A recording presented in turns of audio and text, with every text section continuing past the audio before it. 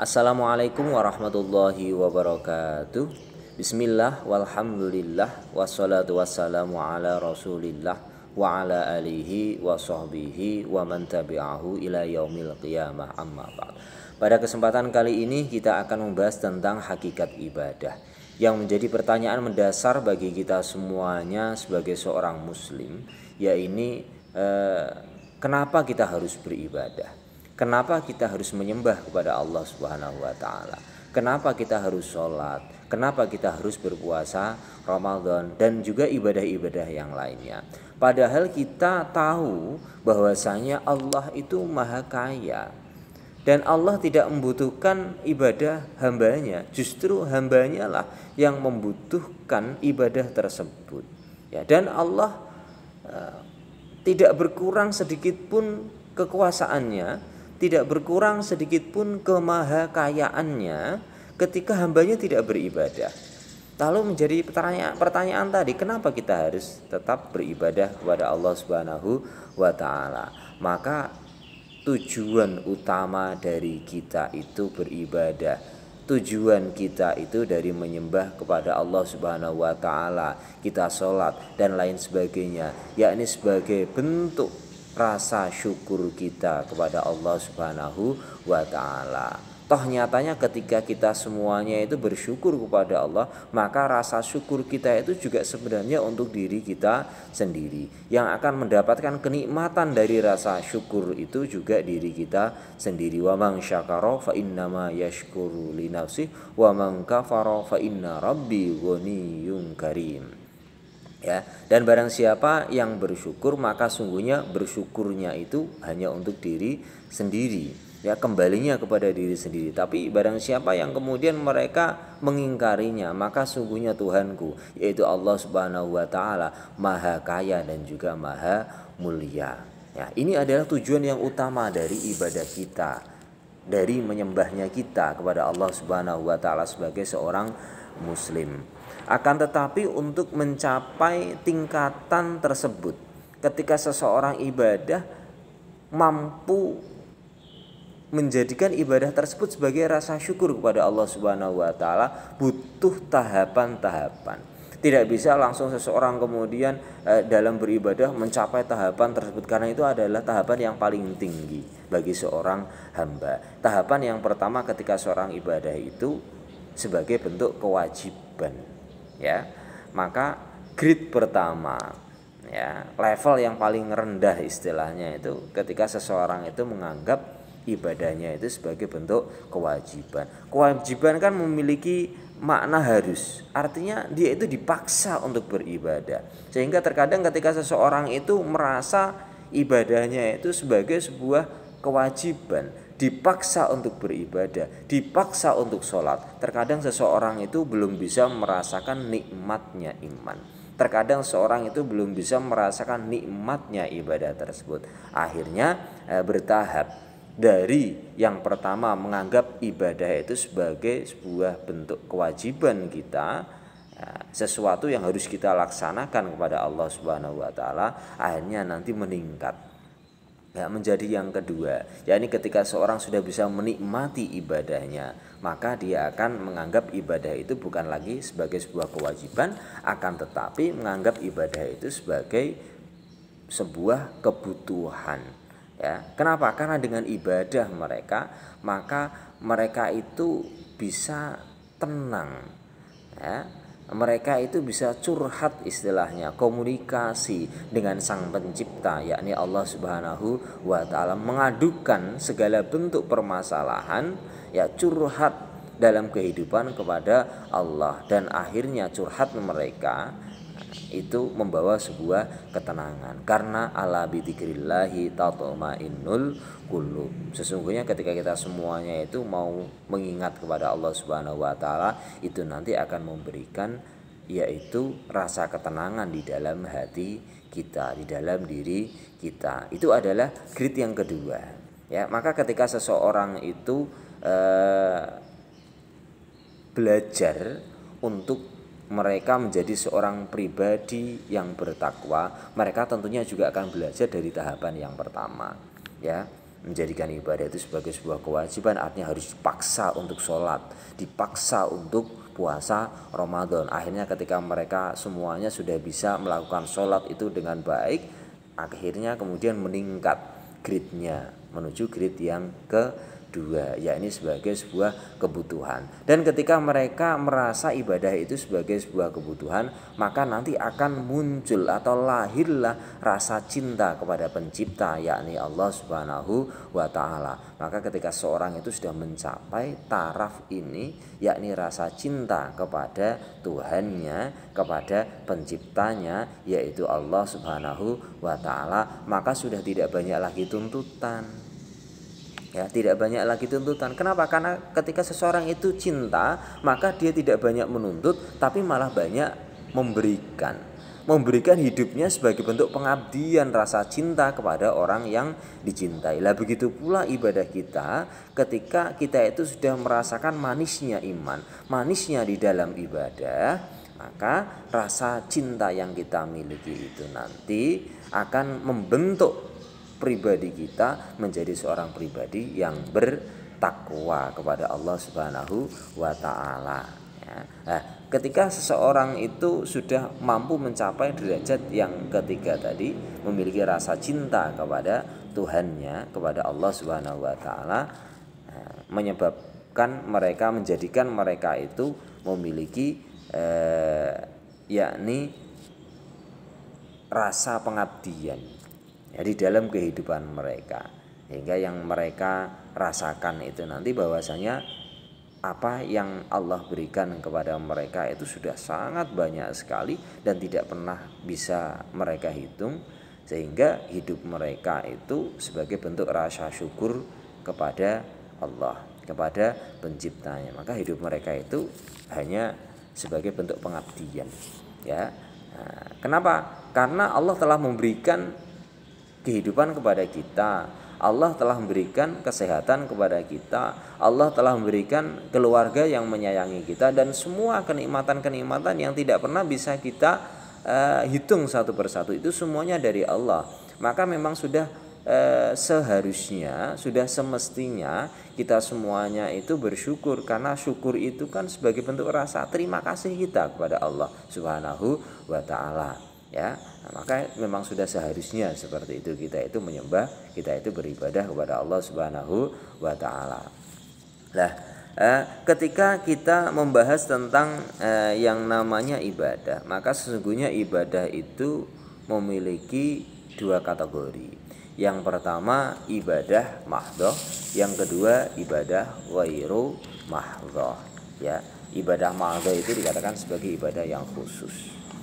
Ibadah khusus. Ibadah mahdhah itu memiliki sebuah pengertian, yaitu suatu bentuk ibadah yang tata caranya ya, tata caranya itu sudah diatur, sudah dirinci di dalam Al-Quran dan juga Al-Hadis, sehingga kita semuanya itu tidak memiliki wewenang untuk membuat sebuah bentuk ibadah baru di dalam ibadah mahdhah tersebut.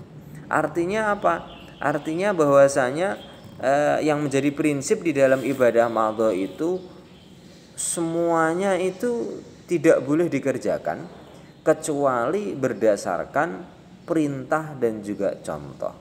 Perintah dan contoh di mana? Di dalam Al-Quran dan juga di dalam Al-Hadis ya. Nah, jadi ada dasarnya di dalam Al-Quran dan juga Al-Hadis. Nah, inilah yang disebut dengan ibadah mahdhah. Contohnya seperti apa? Contohnya seperti sholat kita, seperti zakat, puasa, dan juga haji. Ini adalah ibadah-ibadah yang ketika kita semuanya mengamalkannya itu berdasarkan perintah dan contoh di dalam Al-Quran dan juga Al-Hadis. Kemudian ibadah yang kedua yang disebut dengan ibadah ghairu mahdhah. Ibadah ghairu mahdhah ini sifatnya umum. Ya, ini suatu bentuk peribadatan ya yang meliputi segala aktivitas kita semuanya sebagai seorang manusia, yang bertolak itu dari hati yang ikhlas ya, yang bergaris amal soleh, dan juga bertujuan untuk mencapai ridho Allah Subhanahu wa ta'ala. Ini adalah ibadah mahdhah. Lalu ibadah ibadah ghairu mahdhah, maaf. Lalu ibadah ghairu mahdhah itu memiliki prinsip bahwasanya semuanya itu boleh dikerjakan. Nah, kebalikan ya dari ibadah mahdhah tadi. Kalau ibadah mahdhah kan semuanya tidak boleh dikerjakan kecuali ada perintah. Tapi kalau ibadah ghairu mahdhah maka semuanya itu nanti boleh dikerjakan kecuali ada larangan. Ya, kalau ada larangan maka itu baru tidak boleh dikerjakan. Lah ini adalah prinsip di dalam ibadah ghairu mahdhah. Contoh-contohnya dalam kehidupan kita itu sangat banyak sekali kalau kita berbicara tentang ibadah ghairu mahdhah ini. Contohnya seperti apa? Yakni ketika seseorang di dalam mencari nafkah, maka mereka harus bekerja. Bentuk pekerjaan apapun itu nanti yang memiliki prinsip tadi, yakni yang pertama berarti dihalalkan, ya, dihalalkan artinya diperbolehkan di dalam ajaran agama Islam. Kemudian bergaris amal soleh artinya membawa sebuah kebaikan dan juga dalam rangka untuk mencari ridho Allah Subhanahu wa ta'ala, maka itu nanti bisa dikategorikan ibadah ghairu mahdhah, maka harus diniatkan untuk mencari ridho Allah. Nah, kemudian apalagi ada bersilaturahim, ada lagi menuntut ilmu, ya, sebagaimana dulu pernah disampaikan oleh Rasulullah, talabul ilmi fardhatun ala kulli muslimin wa muslimatin. Ada lagi utlubul ilma walau bisini, ini kan mencari ilmu. Mencari ilmu yang mana itu sudah diperintahkan oleh Rasulullah, akan tapi bentuk cara di dalam mencari ilmu itu yang kemudian semakin berkembang sampai sekarang ini. Ya, di zaman Rasulullah tidak ada orang yang namanya kuliah ataupun sekolah di sekolah-sekolah kejuruan misalnya saja, itu kan tidak ada di masa Rasulullah. Kemudian sekarang berkembang, semakin berkembangnya ilmu pengetahuan, tuntutan zaman, maka semakin berkembang pula keilmuan, begitu pula cara di dalam mencari ilmu. Adapun contoh-contoh yang lainnya seperti olahraga dan juga yang lain sebagainya, ini adalah macam-macam, yaitu ibadah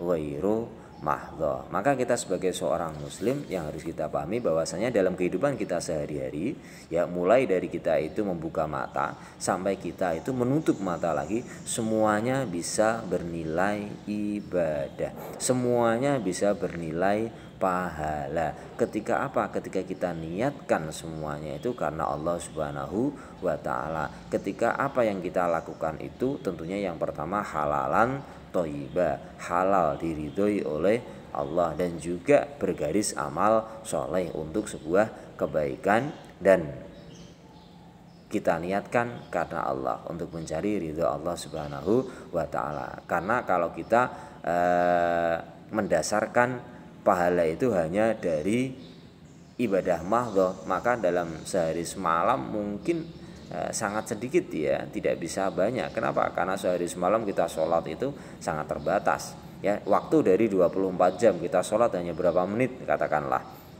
sholat wajibnya 5 menit, katakan kali 5 baru 25 menit, tambah lagi kemudian sholat-sholat sunnah, baca Quran dan lain sebagainya, itu semuanya 2 jam itu sudah sangat bagus sekali. Sementara yang kemudian 22 jam dari sehari malam terus kemana? Apakah dia kemudian tidak bernilai ibadah? Nah, makanya agar semuanya bernilai ibadah, ya, sebagaimana tadi prinsip-prinsip di dalam ibadah ghairu mahdhah kita harus perhatikan dan kita niatkan setiap kita beraktivitas. Jadi ketika kita semuanya mau memulai aktivitas, kita baca bismillah, kemudian kita niat karena Allah Subhanahu wa ta'ala, kita niat mencari ridho Allah, agar apa? Agar ibadah kita, ya, itu bisa penuh selama 24 jam, termasuk tidur kita ataupun makan kita, bekerja kita dan lain sebagainya, itu nanti semuanya bisa bernilai ibadah sebagaimana telah dicontohkan oleh Rasulullah. Doa-doa di dalam kita semuanya beraktivitas, termasuk sebelum tidur, sebelum makan dan lain sebagainya. Nah, ini adalah ketika kita semuanya itu membahas tentang yaitu hakikat ibadah kita sebagai seorang manusia. Karena memang wa ma khalaqtul jinna wal insa illa liya'budun. Tiadalah kami ciptakan jin dan juga manusia kecuali untuk menyembah kepada Allah. Maka ini harus kita pahami bersama bahwasanya kita itu diciptakan untuk menyembah kepada Allah, untuk mengabdi kepada Allah Subhanahu wa taala. Maka bentuk pengabdian kita yakni di dalam bentuk ibadah-ibadah kita. Walaupun kita beraktivitas bagaimana mestinya. Ya, kita bekerja, kita makan, kita minum, kita guyonan istilahnya dengan teman-teman, itu semuanya nanti bisa bernilai ibadah. Ini adalah keilmuan yang harus kita pahami agar apa? Agar aktivitas kita semuanya bernilai ibadah. Ya, dan juga tadi ya, tujuan utama di dalam kita beribadah itu adalah membentuk pribadi yang bersyukur kepada Allah Subhanahu wa taala ya. Maka di dalam ayat Quran melatih kita semuanya agar kita bisa mensyukuri atas nikmat Allah. Rabbi auzi'ni an ashkura ni'mataka allati an'amta alayya wa ala walidayya wa an a'mala sholihan tardahu wa aslih li fi dzurriyyati inni tubtu ilaika wa inni minal muslimin. Nah, ayat ini silakan dipahami ya, silakan kalian amalkan agar kita itu menjadi pribadi yang bersyukur. Insya Allah kalau kita menjadi pribadi yang bersyukur, kita itu akan dicintai oleh Allah Subhanahu wa taala. Dan ketika seorang hamba dicintai oleh Allah, maka apa yang menjadi getaran hatinya, apa yang menjadi bisikan di dalam hatinya, Allah akan mengijabahinya. Ya, dan semoga kita semuanya termasuk hamba-hamba yang dicintai oleh Allah Subhanahu wa taala. Baik, demikian pertemuan pada hari ini. Terima kasih. Wallahu muwaffiq ila aqwamit thoriq. Wassalamualaikum warahmatullahi wabarakatuh.